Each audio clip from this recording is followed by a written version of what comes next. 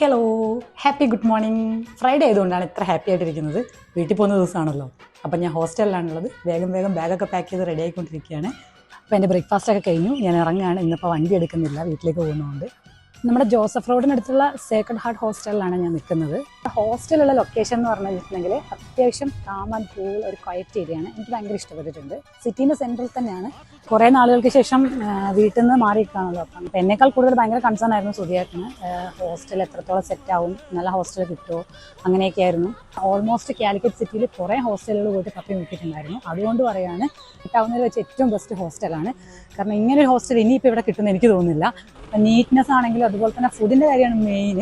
പൊറോട്ടയും ബീഫൊക്കെ കിട്ടുന്ന ഏതെങ്കിലും ഹോസ്റ്റലുണ്ടോ? അപ്പോൾ പൊറോട്ട ബീഫ്, പൊറോട്ട ചിക്കൻ, ബിരിയാണി, നെയ്ച്ചോറ്, ചിക്കൻ, ഇതൊക്കെയാണ് ഞങ്ങളുടെ മെനു വരുന്നത്.